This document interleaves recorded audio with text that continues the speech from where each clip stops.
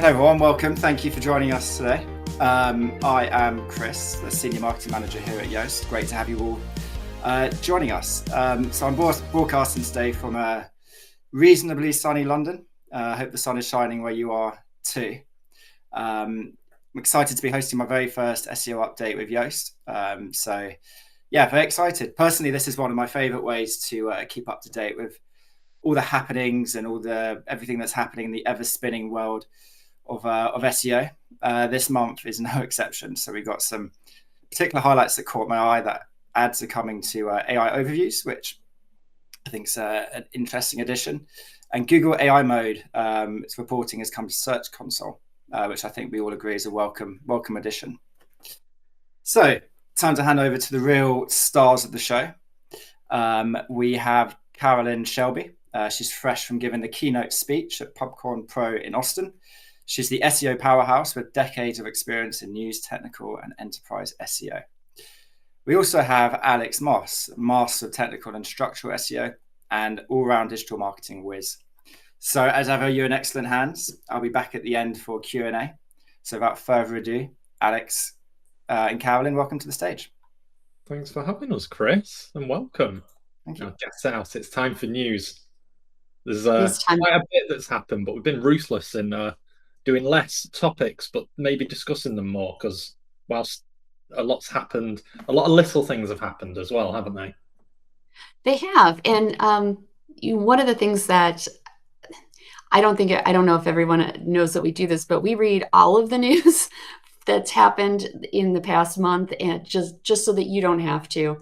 And this month there was a lot that happened that maybe wasn't as relevant to SEO and to people that are small business owners and doing their own digital marketing. So we've tried to prune it to make only the most important items make the list. And I hope that you guys agree. Before we get started though, let's go through some housekeeping real quick.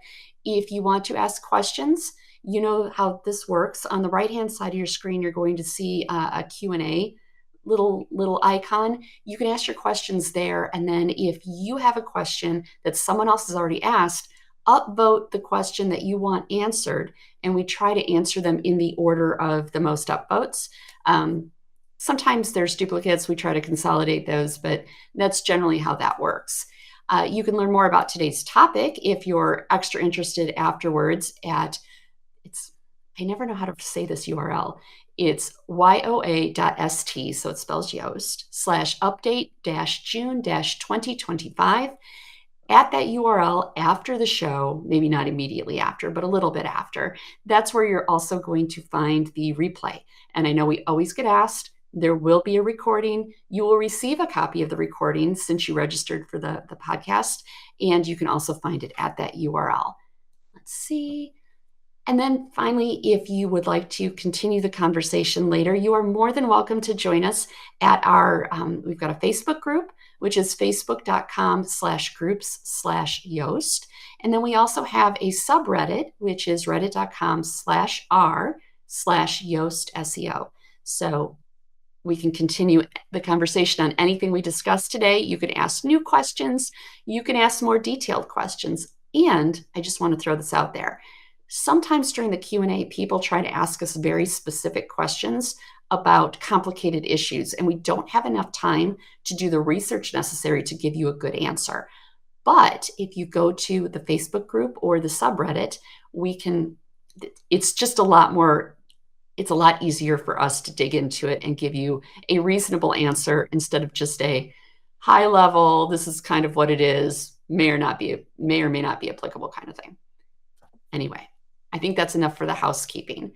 Alex, are you ready to dive into the SEO and AI news from June? I am. Let's do this. What's gone on first? Looks like Google expanded ads into AI overviews and added AI mode to the desktop. You haven't experimented with AI mode in desktop because I don't think you have it yet, do you? No, we're not allowed it on our island quite yet. But I'm sure we will soon. We're usually the first guinea pigs outside of the US, the Brits. But I haven't even seen AI mode at all. I'm going to double check as we're talking on my phone. You have it in the wild? No. Hello, test. Can I see anything? Nope, nothing yet. And I'm using my personal account and my other corporate account as well. And it's not like it's in some plus personal account from a very old Gmail before people knew really what Gmail was. I was definitely in the first 250,000 emails in there. But no, I haven't seen them. So therefore, I can't really discuss what's happening in context other than a screenshot that one person will have seen. All right. Well, in the US, the users have seen this, that, the ads are now live in the AI overviews. So within the AI overview that is siphoning off all of your organic traffic, now there are also advertisements. And we knew that was coming because Google has to monetize in order to continue functioning because they are not a charity. So I don't know if it's good or bad that you haven't seen it yet. It's coming. It's coming outside of the US, but they roll it out here first. They're doing some testing with ads in conversational AI mode. The conversational AI mode is where it's more of a back and forth, where you give it a query, but then you can ask further questions, refining questions about the thing that you asked originally. Like if I wanted to ask about, I'm going to go with coffee makers. Best kind of super automatic espresso maker, and then refine it to, after it gives me the first set of results, say, yeah, but what makes the least amount of noise? It would then just build on the previous answer. And then I could, based on those results, I could say, okay, what has the best milk frother? And it's just going to keep, rather than starting a new query each time, it's just going to keep refining from the results that it's already gotten. So it actually is kind of a neat feature, but it does take away click-through rate from sites. It takes away a lot of the opportunity for users to do research on the individual sites. So we are absolutely going to see a decrease in the total organic traffic that people are getting to their websites, which is why our strategies for SEO need to kind of evolve as this rolls out. But I think it's almost good that you guys don't have it yet, because we'll be the guinea pigs over in the US, and you'll be ahead of the game in terms of preparing yourselves and getting the new strategies in place before it fully rolls out to Europe and outside of the US. As far as the eligibility to be included in the ads, it looks like Google's automatically approving everyone who's already an advertiser. So you don't need to do anything special to get included in this. And it's meant to be assistive rather than interruptive, which means it's not going to be jumping out in the middle of the answers and, interrupting the conversation. It's just there kind of subtly if the user would like to click through. So if we are having a conversation about super automatic espresso makers, and I decide that I've now seen one that I like, I'll be able to click through on one that matches that.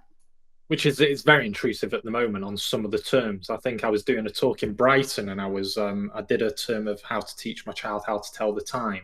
And the native SERP for Google was just selling me clocks and books. It wasn't actually at first telling me how to teach my child how to tell the time. It was only after all the product placement that I could then see a video and an AI overview. Which again, it might be a little bit better, but it's already stealing some of these visits anyway. And then that endpoint is now going to be a paid ad. So it'll make, especially e-commerce, like you were saying, you're using e-com as your example, even more important. But yeah, that's going to be an interesting one to float out into the world as it comes. But cool. If you think about it, though, Google doesn't make that much money, if any, on the educational types of queries that we're used to doing, the ones that wouldn't spawn, product feeds. So, I just don't think they care that much about improving those experiences or whether or not they're depriving you of clicks, because their revenue is coming from those product feeds and the commercial queries. Yes. Interesting. And what else have Google got up their sleeve? AI mode in Google Search Console. Yeah. Well, they said they were going to tell us to do it, and then it got added in, not on the 26th of May. It eventually got reported a little bit later to roll out. But there is one thing important to note for the audience, because it affects everyone immediately when it happens, is if it goes in, it doesn't get separated. So it's part of your web results. So it's part of your native rankings. So if you were ranking, I don't know, 6th for some term that you're now being pulled out into an AI overview, great. Okay, well, it's going to pull it out, but it's going to think it's position 1. But so if you weren't ranking on page 1, you're now going to be 1. That looks great. But if you were ranking position 6 and now you're in first place on the AI overview, it'll say that you're ranking 3rd. So it's meshing them all together. It's not separating them. They're probably not figured out how to separate them. So this is the only way that they can say they're providing some data. But it's getting put in with all the other mess of data that's already hard to quantify now. So it's going to be even harder to report. And then they'll maybe figure out how to separate it, which means there's going to be another timeline of weird data that you can't compare to the past because of this V1 version of data. It's going to be quite a mess, I think. I think if you get good at normalizing data, that's going to be like a job function for at least a little while, because the technology and the advances are changing so quickly and coming so fast that nobody knows how to track it. And certainly Google doesn't care that much if you're able to track it, because that's not affecting their bottom line. So they're not developing these things with the idea and the goal of tracking in mind. I think we're just going to have to suffer a little bit and play catch up as best as we can, especially given how fast everything's going.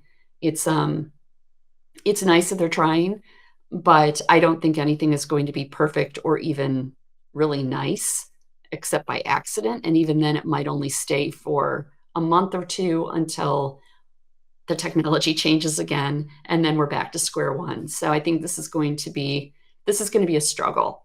Yeah. For the and foreseeable even, future. it reminds me of not provided as well. Like, we once had that data and then they took it away because it had no value to give that away to the organic folk of the world. Well, it had no value to them. Exactly. And this might be the same kind of thing. Give us the data now and, hey, here you go. Here's a bit of rudimentary data. Oh, here it's, and it's gone. It's gone now, but you can find it all in AdWords. I'm sure they'll be just fine in AdWords to tell you which ad and conversion has come from where. So that'll be interesting to see how that plays out. Well, moving on. This is exciting. You want to tell me about this? Yes, maybe be able to sign in with ChatGPT on other apps or websites or what have you. So at the moment, you can connect with Facebook, you can connect with your Google account. This will just be another OAuth process of doing things. But this is interesting in a couple of ways. It's just another method of logging in, and more people are going to ChatGPT. But as soon as you do, it will be able to know, they'll be able to be more contextual history and memory about you and that connection. So at the moment, it's kind of just a basic layer of information that you can get when you connect with Google or Facebook, for example. But this is going to know everything about your previous chats. And maybe there'll be a way of being able to serve content based on your previous conversations with ChatGPT. I keep calling them conversations. They're kind of not, but they are. I don't know what to call them. Prompt engagements. I don't know. I guess they're something along all of those lines, but it'll be able to know all about that and then be able to enrich that. Maybe it'll start knowing where you've been and browsing. Obviously, once you connect, it works both ways, and it'll just be able to enrich data. The privacy buffs out there will hate this. So if you think about it from like a shopping perspective, I call them chats. You call them conversations. I call them chats. I have chats with ChatGPT about planning wardrobes for trips. If I can log into, Nordstrom or Neiman Marcus with my ChatGPT account, and it's able to see the things that I look at, the things I click through on, the things I hover on, it will then get a much better idea of the styles that I like, and it'll know what sizes I filter for. It'll have a much better idea about my style in general, and it will be able to tailor its advice to that. I feel it's exciting in that it's like a personal shopper that knows you, but it is frightening in how much data it will have on you. So it's if you think about it, Google knows all that already. Well, I was saying in the chat, do they though? Because they know some stuff, but do they know everything about us? Probably not what you think. Do they know how you tick, how you react to things? It just kind of knows data, not feelings. If you want to think of a feeling or a trigger, a personal trigger, as some kind of variable that will be able to be used later. Like, how does it know I like a sunrise or a sunset? It may assume that about me based on, I don't know, pictures I've taken, which maybe it should be looking into soon through Google. That's going to be the interesting thing. Like, what have I been taking photos of for 15 years that you have now collected in Google Photos? And you can search for dog and it'll just show me every picture of a dog. Now imagine how that can tailor around my lifestyle, and then how it then serves when you're trying to discover something. It's going to be interesting how it plays with the mind a bit more, and how marketing can have another level of manipulation. Maybe. Yeah, I'm pretty sure they know, at least between like the Facebook and the retargeting things. I think they know, for example, that I tend to click on and will filter for green dresses more than I do red, because I think I look better in green. And I've noticed that the ads that they show me now rarely include red, almost always include green or blue or a cooler shade like that. And it's, at first I thought it was a coincidence. I was like, oh, this is cute. And then I'm like, oh, they're targeting me. They know what they know. And now they're going to know more. But it's good in one way that it knows your preference, but also bad that you're not exploring new options. But anyway, that's all this is from a connect with ChatGPT button, eh? But it goes to show what you can do with it. Yeah, I don't know if you watched the TechCrunch video, or the one of many videos that Sundar interviewed many people and did a press run after Google I/O. He's been doing this a lot lately. So there were a lot to watch. The interesting thing I took out of this is just that Google's planning on expanding it. The ads aren't going away. They're going to get more integrated and hopefully better, and that they're not planning on selling Chrome. So they're definitely going to put up a fight and try very hard not to have the US force them to sell off Chrome. That was what I took away from it. Yeah, and he was doing that a lot. And he, of course, was talking about AI overviews, insinuating that they're just the start of changes that are going to come, which are just as dramatic. Even like, this is just the beginning of even more dramatic stuff that will happen. But I will very quickly paste in here. This is one of them. This isn't the only interview. I'll paste another later. But that's the Verge interview, and in there's a good hour-long, long-form interview with Sundar if you want to check that out. All right. Moving on, there was a Claude system prompt leak, and there's SEO impact for that. So the neat thing about this is that now we can kind of see how Claude is functioning behind the scenes. It's only going to show links if it has to do a search. So if it already knows your answer, your site's not going to be shown. And this is, I think, pretty consistent across multiple LLMs. If it's got the answer to the question in its training set, it's not going to do a search and therefore not going to surface any additional links. But if it does need to go out, like especially to your brand, it will then show those links, which is, I think, reinforcing that brand equity is going to be much more important going forward than just having the right answer. It's going to go seek out your brand if the customers are asking for it. So in order to be more visible, you need to have your message be consistent across all channels and train the users to seek you out by your brand name. That's what I took from that. It's all the same methodology, right? Still, even just with a new technology wrapped around it. Although next, Gary Illyes, is it Illyes? Illyes is how I say it. Illyes. So he's been warning AI agents will create web congestion, which I don't know where it is. There has been some sort of, I'm going to assume Cloudflare did some thing on it saying that there's a lot more congestion now and a lot more of these LLMs crawling, like it was 300 to 1, whereas now the same platforms are 900 to 1. Yeah. And normal crawlers are what, 20 to 1 a visit? So there was an X conversation where the guy who runs Gun Dog Supply was saying that he blew through his hosting budget by $800 because of bots crawling and hitting his site really hard. What's happening, you have to remember with the LLMs, they don't cache or remember what they find at the live query level the way that Google does. So if you're a very popular site and it's a query that it's a query that's not in the training set, so the LLM has to go out and get new information every time someone asks. Literally every time someone asks a question, they will go back out to your site and grab that information and bring it back and synthesize an answer. And they'll do it fresh every time someone asks. It's not like they're getting that information and saving it so that the next time someone asks, they already have it. They forget it as soon as they get it. So they drop in like a crane at the magic claw crane. They grab the information, they take it and they drop it. And what that's going to do is if you have a particularly popular site or a particularly popular query, they will hammer your website. And it is going to cause problems for people that are paying for hosting in terms of bandwidth. It's going to become a problem.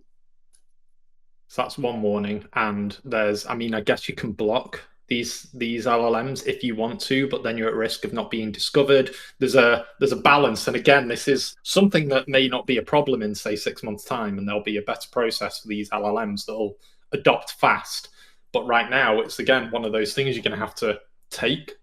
Not you, the website and the servers. Yeah. So ideally, I think this is going to kind of play into the llms.txt proposed standard. Right now, we know that the LLMs are frequently ignoring the robots.txt, so there isn't necessarily a way to block them there. You can block them at Cloudflare. If the llms.txt becomes an accepted standard, you could conceivably figure out which pages the LLMs are hitting the hardest, create a markdown alternate of those, keep the markdown alternates in a little subdirectory, have the llms.txt point at that, and then block them from all your real pages. And that would be a savings. I don't know if it will 100% solve the problem, but it would be an improvement. But that's something we can talk about. So we don't want to spend too much time on it. This is just a reminder, if you have explicit questions, drop those into the Q&A, and we're going to try to have more time today for Q&A than we normally have. Alex, have you looked into the Perplexity lab thing? Because I have not, so please tell me what you know. I haven't tried it. However, this is on this week's list of things for me to do, as well as another couple of things which are also in the news. Perplexity, for anyone that doesn't know, is just another LLM agent that you can use, just like ChatGPT and Claude, which is another one that was mentioned before. And this has kind of been used more for creative and research purposes, or that was its kind of audience niche, if you want to call it that. But that's what attracted them, as this is why it's better than ChatGPT, which is kind of an all-rounder. But where Claude has the project management and the development strengths, and ChatGPT has the all-round strengths, Perplexity is now launching labs, which is kind of getting in Claude's arena a bit, where it's now becoming an all-encompassing task management, project management, does a lot more technical stuff, as well as all the cool stuff that Perplexity already has. Maybe next month I'll have something better to say on what the results of what those things were, but I haven't had much time to do competitor analysis. Do you know what I mean? Like, I've only been using Claude and a little bit of Cursor, but I've never used Perplexity Labs to then compare what the output's like. But it's exciting because Perplexity are doing a lot, and they're doing more, again, in further news that we'll be covering later. I think I want to give it a try because I did test out deep research on ChatGPT. And while I loved the output and the formatting of the output, including the very extensive footnotes, it hallucinated half the footnotes. Mm-hmm. So I would love to have some help with that, but I would love for it to be slightly less hallucinogenic. Hopefully. In time. You would think that as time goes on, the hallucinations go down. Yeah, and tell us more about AI mode and page indexing, because we're talking about, these LLMs causing more congestion, right? But then yes, here, there's different elements of indexing. So Dejan did a big test and released the results here showing that AI mode isn't using live web content to create its answers. It's using a separate saved data set. So if you see that it's getting bad answers or answers that you don't like and you want to address, even if you find that on your site and you fix it on your site, it's not going to immediately know that you've updated that data. At some point, it's going to have to refresh its cache, but we don't yet know how often it refreshes that cache. And this is, like I said, this is AI mode specifically with Google. Google does have caching and Google does remember things, unlike the other LLMs. So knowing and keeping in mind that the AI overviews is not fetching real-time data, it's just referring to something that it's checked before. Is very helpful in terms of strategizing how to correct misinformation or otherwise reframe the narrative. Just because you're indexed doesn't mean you're accessible in AI mode. So a page can rank in search, but still be invisible to Gemini in AI mode. I'm not 100% sure why. I don't know that we have a definitive answer to that, but it was interesting to see that that was one of the results of this study. The Gemini app is capable of accessing your full page content outside of AI mode, and it responds accurately when the content is indexed. And then the other result of this was that the other AIs tend to hallucinate responses more often. So Claude will fetch live URLs reliably. Gemini, Grok, and ChatGPT may not. And I do know from personal experience, ChatGPT is not the greatest about actually reading content when it gets to the page. Haven't figured out if there's a pattern yet to that, but if you give it a URL to read, there is a non-zero chance it's going to make something up about what's on the other end of that URL. So. Yes, and again, more on that and thinking in a second. But first, before that, I see that Meta has enabled AI ad creation, or sorry, they're going to by the end of the year. This is maybe good news and also bad news for paid social consultants out there, because there may be some where the clients will go, oh, I can do this myself now. Or you'll be like, oh, I can accommodate that client in 20% of the time that I usually do now, because I can now get generated videos. What they'll be like is another story, because I know that YouTube, I think, that we're not covering in another slide, but I'm sure very recently YouTube will do some shorts for you, and they haven't come out the best. And it's just a bit, and you would, again, prefer to do it yourself and edit it yourself. But let's see what they're going to do. I think the other thing to think about is how it's going to go out amongst all the brands of Meta, right? Because this will be encompassing Facebook and Instagram and WhatsApp, maybe, that are now starting to dribble ads into their platform as well. So it's going to be interesting how far that spreads. But yeah, not very SEO-y, but still something that's happening in this world and is happening in the SEO world as well. But yeah, tell us about the illusion of thinking, because this has been an interesting one from a psychological perspective on how AI. This was just interesting in that there was a paper done that talks about how AI isn't actually using reasoning, and it's not thinking like a lot of people think that it is. And it goes through to explain how the models reacted to different tests and when they broke down, and it used that to demonstrate how it's just building on past experience and assembling things in probabilities. And it is true that as you build more variables into a sentence or a question or a conversation, it narrows down the options for what's going to come next, which is how it fakes that it's thinking. My argument here is not that the machines aren't thinking like true reasoning would be explained in humans. My thing is that most humans aren't doing that either. Therefore, to most humans, the machines do think as well as they do, because that literally is how they think, if that makes sense. Yes. It's interesting as we're going forward. just in terms of how much we trust what they're doing, the LLMs, and understanding not just how the LLMs are thinking, but how other people, including our target demographics, are thinking as well. So that was why I found that interesting. Okay. I like it. It's interesting to know where it's all going. I won't spend too long on this because I know we've still got quite a few slides and it's already past, so let's get to it.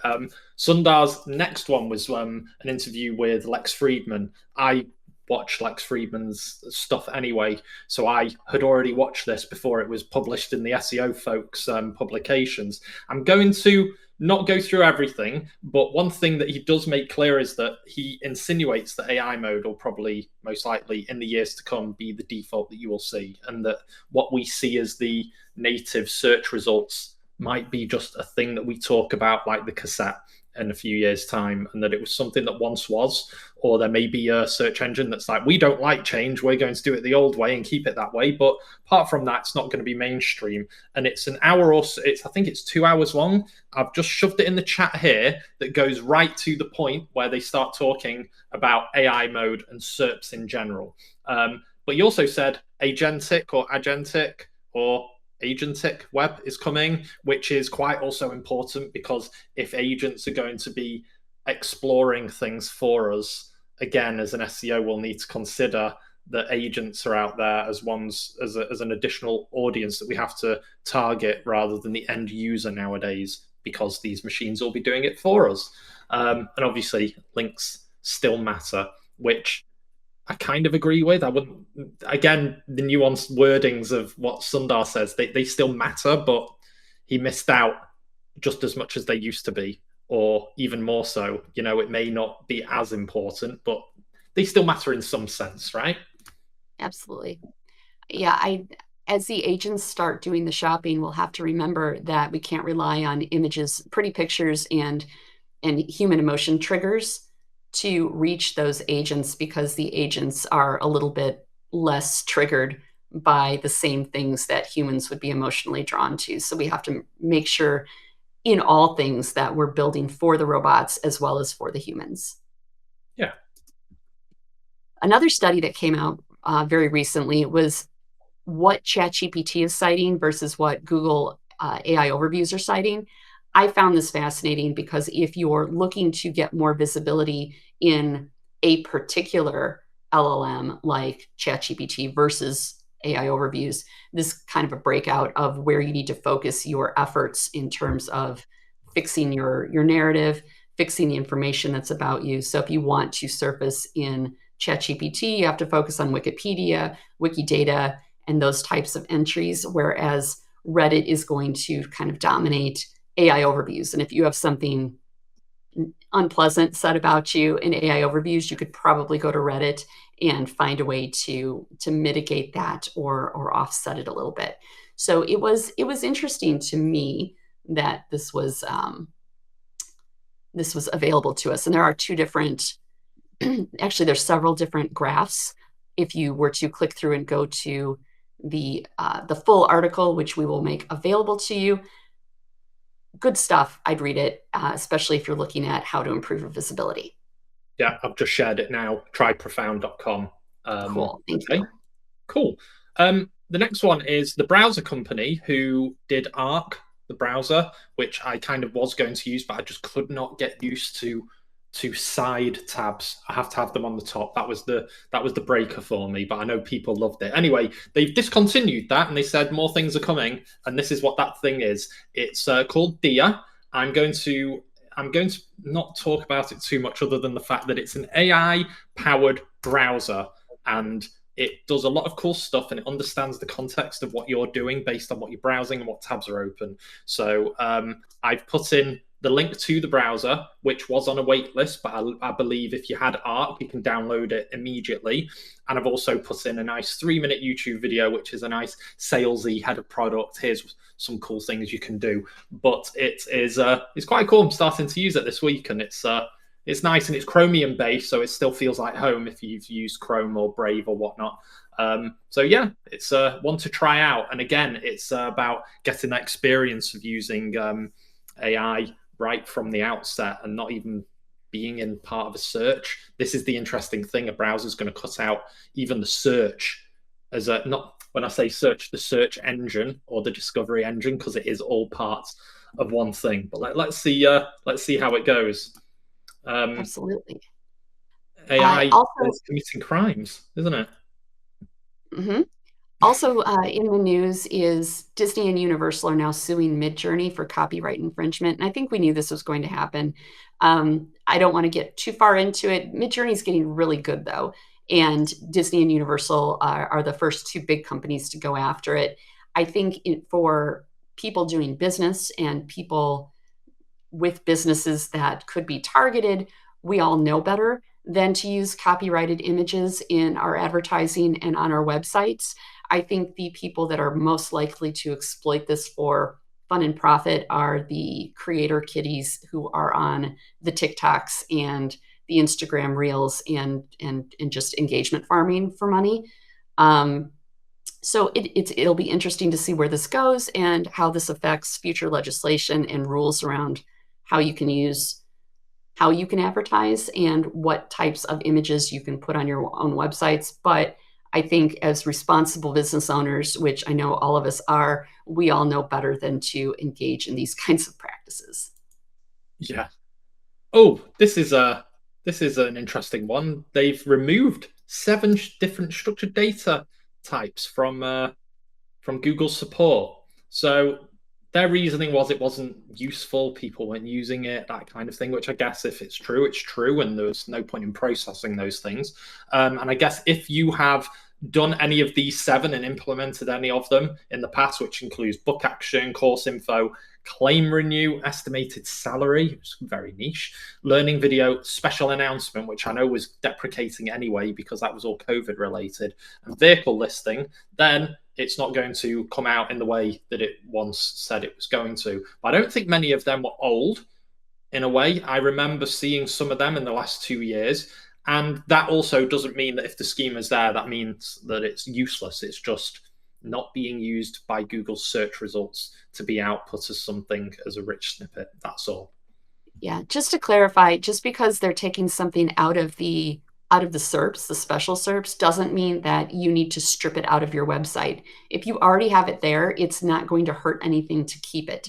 And it's not entirely assured that adding it is going to, it may not help, but we don't know that it's not going to help, and it certainly won't damage anything. So if you're comfortable using it and you've already got a system that has these things integrated into it, you don't need to make any radical changes. I would just acknowledge that it's not going to be doing anything special for you in the SERPs, but continue doing what you're doing anyway, because adding additional context is never a bad thing. No. Let's see. Google softened their stance on automated translation using AI. This was coming. Go ahead and use AI translation all you like. It's actually pretty good. It's better than some of the Google Translate. It's better than a lot of the other translations I've seen. It's not necessary to have all of your pages translated into other languages.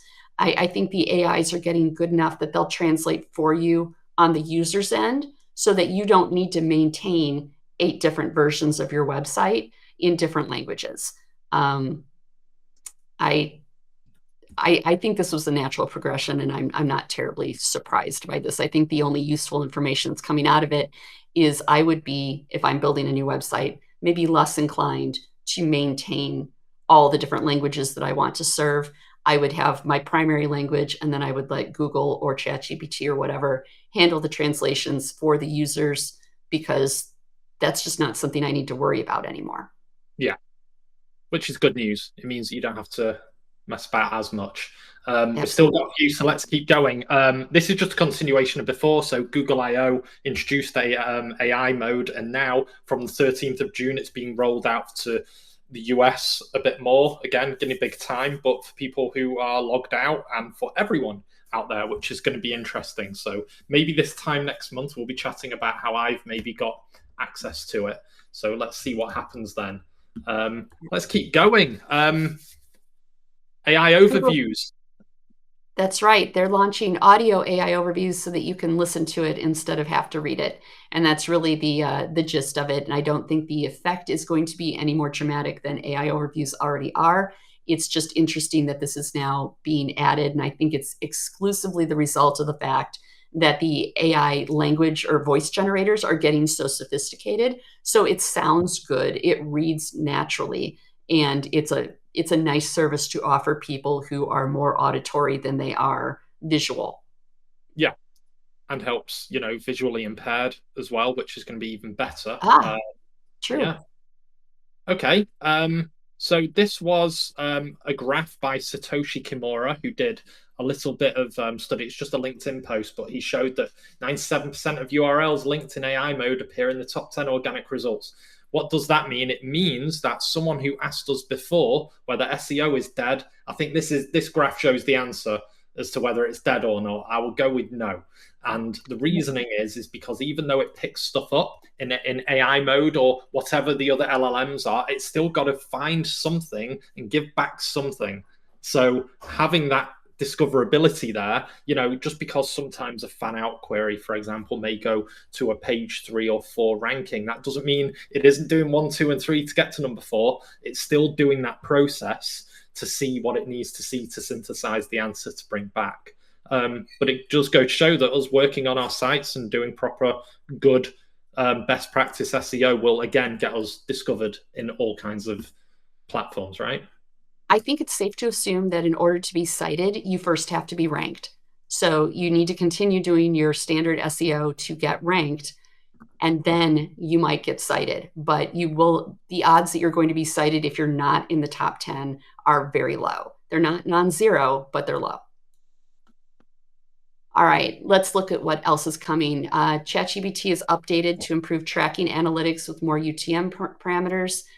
I don't need to go through all of this with you. The fact is it's just they're trying to help you track the traffic from ChatGPT better. So if you're interested in reading specifically about what they're doing and what's changed, we've got the URL for you later. The TLDR is you can watch for ChatGPT as the UTM code in your traffic to see if you've got any spikes coming. Yeah. And one thing to know, if that wasn't happening before and then you just look and then someone looks at a report at the end of July and goes, whoa, what happened here? It was because it was introduced today, not because you've had sudden visibility that wasn't there yesterday. That's worthy of noting for people who are doing reports. It was there the whole time. So tell me about the rollout of the update to ChatGPT search. Just that the capabilities are getting better, and it's getting. I think essentially it's just ramping up to make sure that Gemini isn't going to take back any of this share of voice that ChatGPT in general has got. That and all of the competitors are in this very, very aggressive race. We're looking at Perplexity before, and they're doing a lot of stuff, and everyone has to run around and chase each other's tail to make sure that they're the winner. We just get to sit back and watch all of these people stress out and produce good products for us to mess around with, and we just get to see which one wins the tech fight, right? Yep. But it's fun. It's fun. Google's rolled out Talk and Listen, which is it's in Search Live in the labs. This is different than the audio of AI overviews. This is more of when you're in AI mode, you can have a back and forth conversation rather than a back and forth typing conversation with AI mode. And that's really all this means. They are going to add a camera-based version, so you can take pictures of things and then do analysis on, or just show it what you're looking at and have it tell you what it sees or gives you some sort of analysis about the visual. So it's just an expansion of what would be happening in AI mode anyway. And then let's go through also in the news real quick, because I know we do have WordPress and Yoast news to get to. Okay, yeah. So XAI paid Telegram $300 million to integrate Grok into the chat app, which means that's like a degenerate platform on another degenerate platform. So let's see what that offspring gives.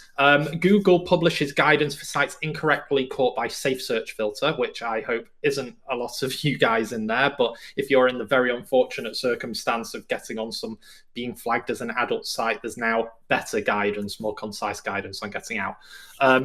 Data visualizations and graphs of finance queries in AI mode, which I'm sure that about one person needed inside Google. So they made sure that they had that so they could get to some target. Firefox quietly starts testing Perplexity AI as the built-in search engine, which I find interesting because Perplexity is getting buddies with Firefox as a browser. But then 6 days later, Perplexity announced that they're creating their own browser called Comet. There's a join wait list that you can all join, and I think that was it. Right. What have you got? What now have we got now that we've done SEO and AI?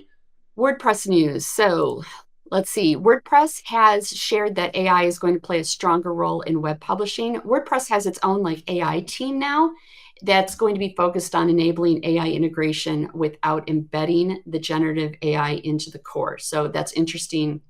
It's just an interesting thing. But the goal is to make WordPress more AI accessible. I think there's a lot of runway here for them in terms of making improvements to the product itself. So I'm excited to see where they go with that. They do want to build with open standards, which is encouraging, and they are asking for community involvement.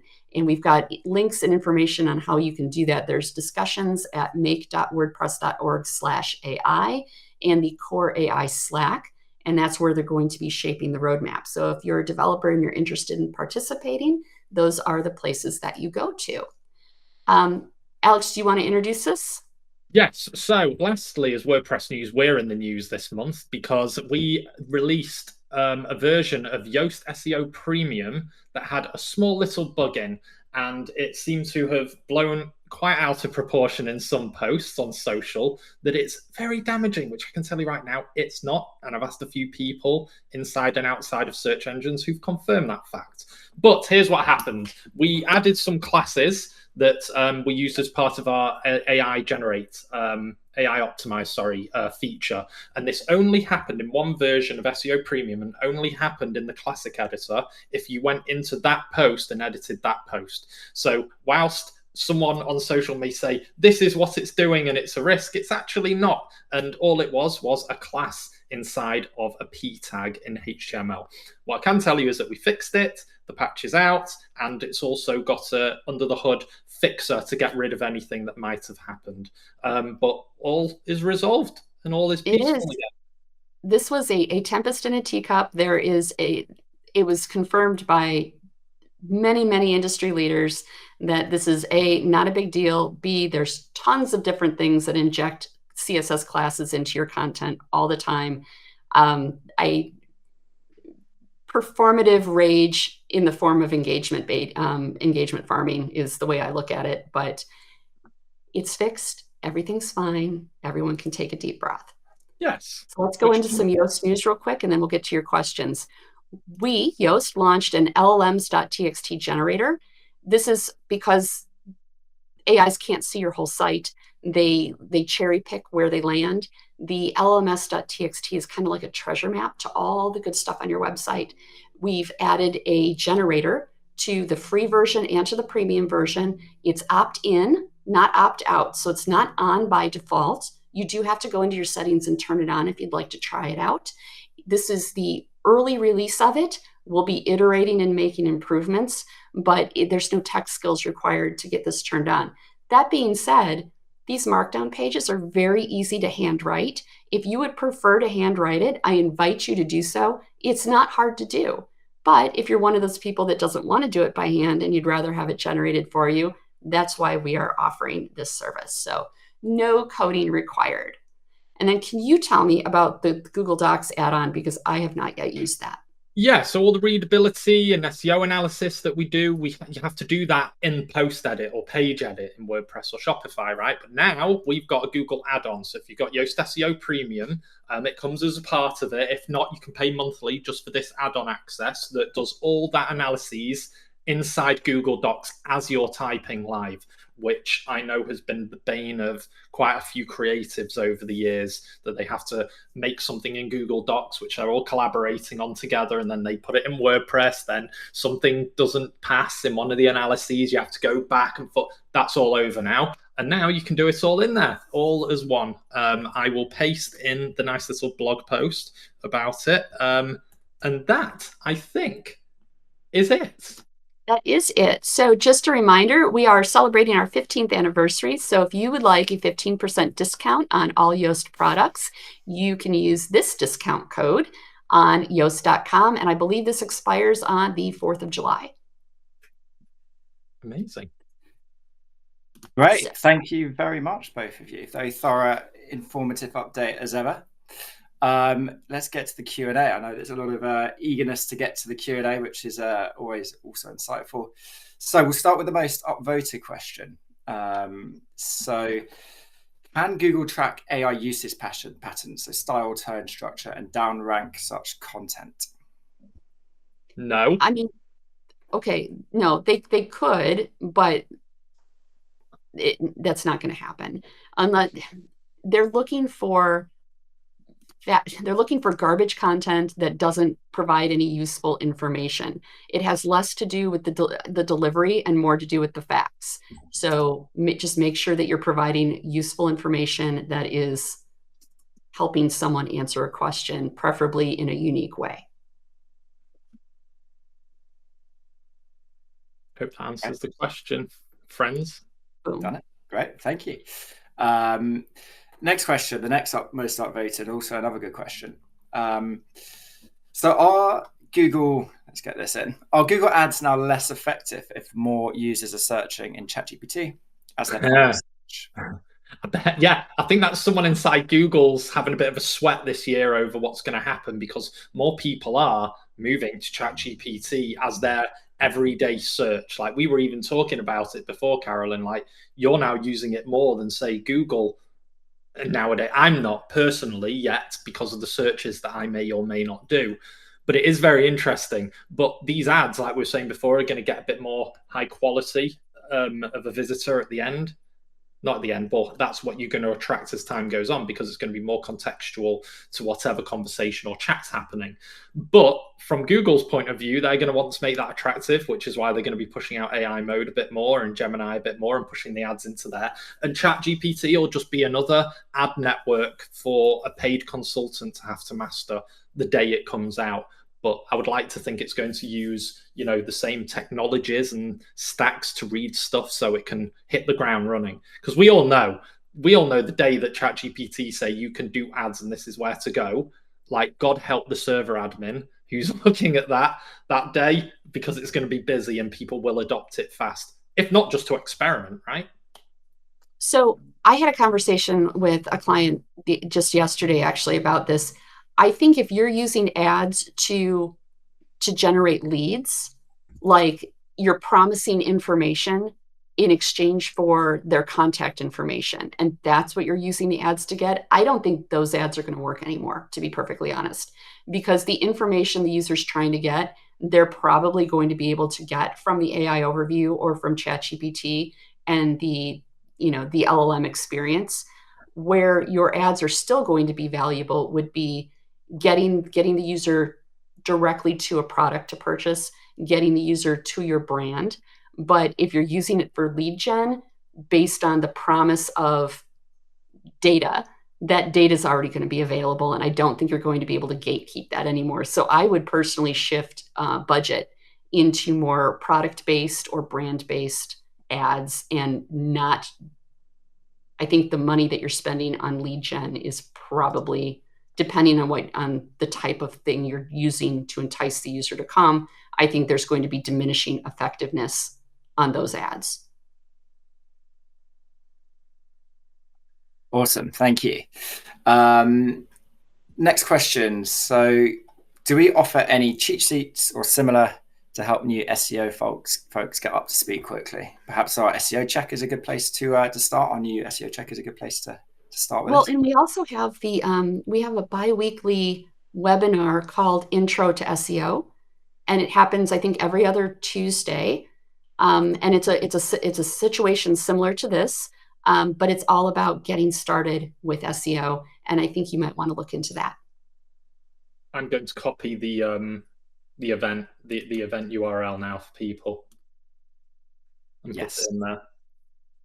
There you go. And also do check out our blog. We've got a lot of intro to SEO basics in all sort of different sorts of categories. So and also to add here, don't always trust what ChatGPT says when it says what's the SEO 101, because I did that as a test and it definitely forgot some stuff. Like one of them was canonicals, and I was like, and I even chatted them back and said, what about canonicals? And it was like, wow, what a great observation. And part of me was like, no, you're supposed to make that observation, not me. So don't trust the LLMs yet. Do a bit more reading than just asking it that.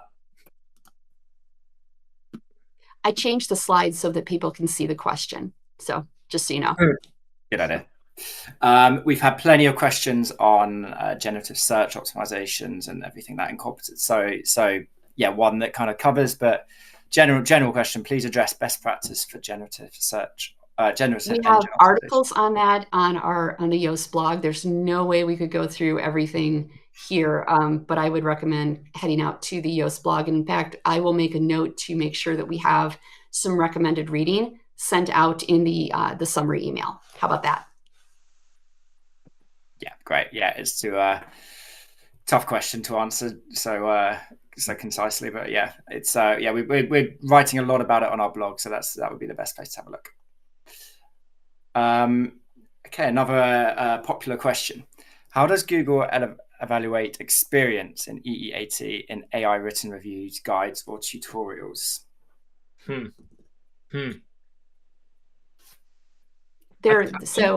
Told us super.